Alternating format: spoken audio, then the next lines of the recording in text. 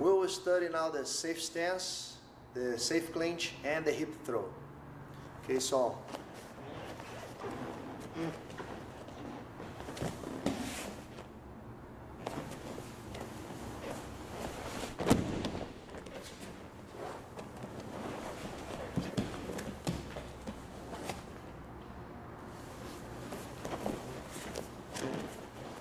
the safe stance is the technique we use whenever someone approaches us and we are not sure what his intentions are.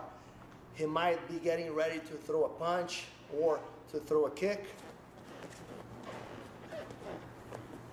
So instead of standing here and squaring up with him, being a big target, what I will do is I don't need to look him in the eyes and just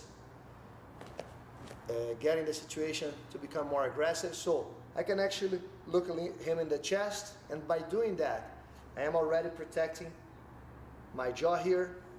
I will make a little step back and turn on my side.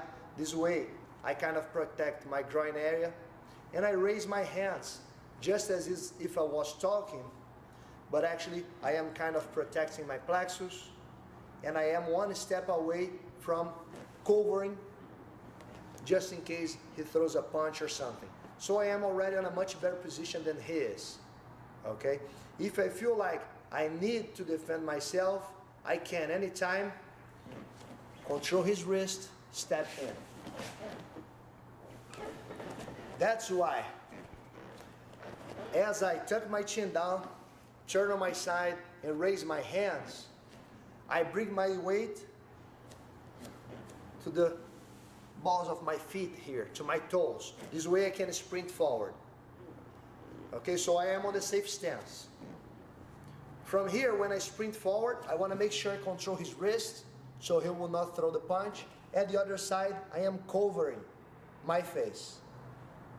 As I step him, again, I let this shield go and I'll control his hip. Okay, so that position here, when I stand sideways with him, pull his hip inside, keep my head on his chest, control his wrist against his body, we call the safe stance. Okay, safe stance because here, he cannot throw headbutts because my head is on the chest. He cannot throw punches because I am controlling his arm. No knee strikes or kicks because I am controlling his hip. From here, I'll bring him to the ground by using the hip throw. So just one step, my toes will point to the direction. I want to flip him, and then just for 1 second, I'll let my head go and I'll step inside. I'll make a catch with my hip underneath his belt level. Then I bump him up. Ideally, his weight should be on my hips, so he's not heavy at all here. Controlling the wrist, controlling his hip. I'll rotate my upper body, and I'll have him on the ground. Okay, now we will control him on the ground using the knee in the belly. It's actually my shin on his belly. That leg should stand for balance. I should keep a good posture, hips forward, so this way there is a lot of weight on top of him. This hand controlling the neck. If you make his back flat on the mats, it should be very hard for him to escape. You can push this hand away against his chest and control the neck. If he fires any punches with that hand there, you can just lean to the side and you should be fine here. One more time from the beginning. So someone approaches you, you're not sure if he will throw punch or kick, he's just talking in an aggressive way. You don't need to look him in the eye and square up here being a big target. On your side, hands up, chin down, and you talk from here. If you feel like you need the clinch to control the situation, the weight's already on your toes, so you can quickly sprint forward, controlling the punch, controlling the hip real quick. Make sure to have your head on the chest, pull his hip inside.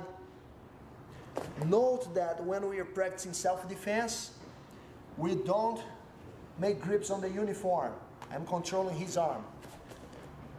1, 2, feet parallel. The catch is with your hip.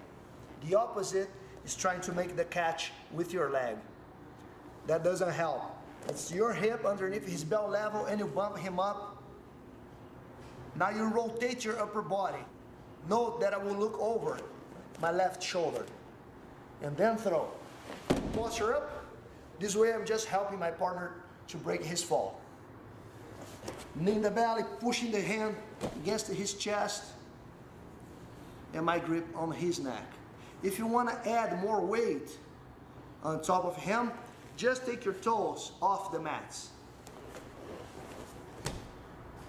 and keep your balance with that leg here.